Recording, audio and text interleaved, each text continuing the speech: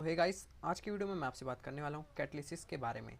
ये organometallic chemistry का first part हमने अभी तक कवर कर लिया, जो कि बेसिक पार्ट था। अब बीएससी फाइनल ईयर या फिर बीएससी थर्ड ईयर केमिस्ट्री में हम कैटलिसिस को डिस्कस करते हैं, जहाँ पे हम जिग्लर-नाटा कैटलिस्ट को भी पढ़ते हैं और विलिंगसन कैटलिस्ट को भी पढ़ते हैं। तो कैटलिस्ट को हम पहले पढ़ेंगे, उसका बेसिक थ्योरी देखेंगे, क्योंकि एग्ज़ाम में आता है तो इसको एज इट इज़ लिखना पड़ता है हमें, तो इसीलिए समझ समझ के पढ़ते हैं ताकि हमें कम प्रॉब्लम हो। तो catalysts are classified as homogeneous if they are soluble in reaction medium and heterogeneous if they are insoluble in reaction medium।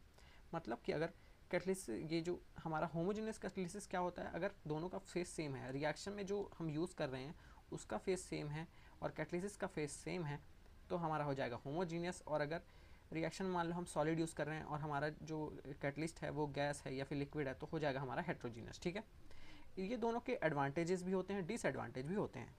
तो हेट्रोजेनस जो हमारा कैटलिसिस है वो बहुत ही, उसका एडवांटेज पहले पढ़ते हैं, तो वो ईजिली सेपरेट हो जाता है रिएक्शन से। ठीक है, मतलब आसानी से निकल जाता है अपना काम करके। पर उसका डिसएडवांटेज ये है कि वो हायर टेम्परेचर और हायर प्रेशर में लगता है, और कभी कभी ऐसा हो जाता है कि मिक्सचर ऑफ प्रोडक्ट दे देता है, मतलब कि एक ही प्रोडक्ट चाहिए लेकिन हमको दो प्रोडक्ट मिल जाते हैं। जबकि होमोजेनस कैटलिसिस ऑपरेट करता है लो टेम्परेचर और लो प्रेशर में, और वो सिलेक्टिव रहता है, मतलब एक ही जगह पे वो काम करता है।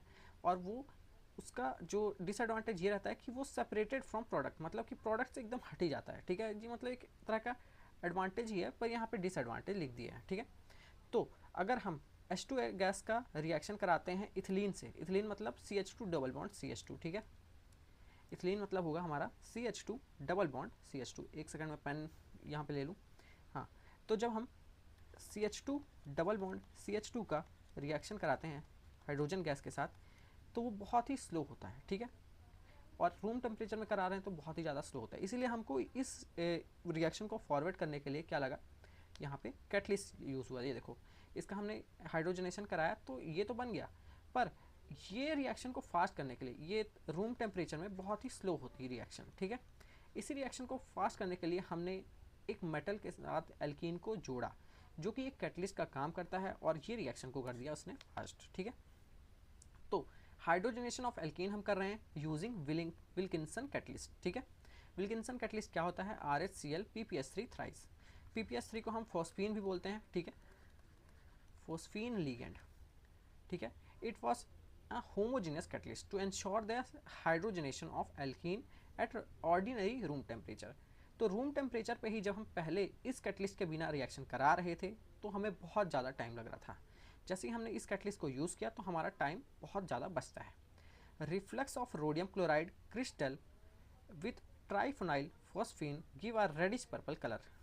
तो देखो, इसको हम कैसे बुलाते हैं, इसका सॉल्ट लेते हैं और इसका फॉस्फीन के साथ रिएक्ट कराते हैं, और रिफ्लक्स मतलब होता है हीट देना। ठीक है, तो हमें मिल जाता है विल्किंसन कैटलिस्ट। WC लिखूंगा तो आप समझ जाना। ठीक है, इसका एक्शन कैसे होता है, मतलब ये काम कैसे करता है। ठीक है, तो सबसे पहले हमारा ये देखो, एक Cl है और PPH3 के 3 मॉलिक्यूल हैं। ठीक है, PPH3, PPH3 और PPH3। तो सबसे पहले होता यह है कि ये 3 PPH3 में से एक निकल जाता है, तो हमें पास 2 ही PPH3 बचता है।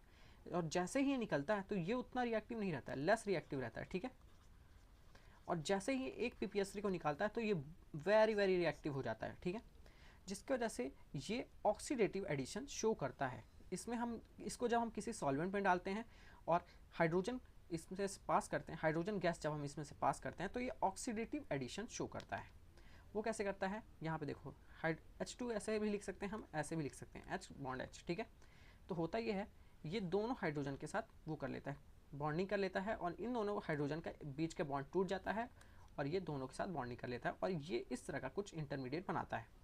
फिर उसके बाद होता ये है कि एक एल्कीन आके इसमें अटैक करवाती हैं, जिसकी वजह से हमारा होता यह है कि एक हाइड्रोजन यहाँ से निकल के एक हाइड्रोजन मतलब एक एल्कीन के कार्बन के साथ अटैच हो जाता है, और ये हो जाता है CH3, और यहाँ पे एक हाइड्रोजन बचा, और ये जो सेकंड नंबर वाला CH2 है ये उस ही हाइड्रोजन की जगह जाके जुड़ जाता है। ठीक है, फिर होता यही है, अब कुछ हमको करना नहीं है, अब ये हाइड्रोजन भी इसके साथ जुड़ जाएगा और ये निकल जाएगा।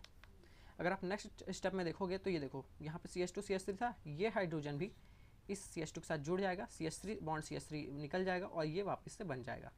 ये वापस से बनेगा जब तो ये भी बहुत रिएक्टिव है, तो इसको कम रिएक्टिव करने के लिए फिर से इसमें हम PPS3 या फिर फोस्फीन लिगेंड डाल देंगे और इसका काम सुलटा देंगे, मतलब काम इसका हो जाएगा। तो कैटलिस्ट का वही काम है, रिएक्शन में पार्ट लेता है पर उतना भी नहीं लेता, सिर्फ रेट बढ़ाने के लिए पार्ट लेता है। इसका कंसंट्रेशन को चेंज करने का कोई इसका वो नहीं रहता, मकसद नहीं रहता, ठीक है। तो यहाँ पे वही है, CH2 double bond CH2 plus H2 हमने गैस पास कराई, विल्किंसन कैटलिस्ट को लिया, तो रूम टेम्परेचर में ही फास्ट रिएक्शन हमें मिली, ठीक है।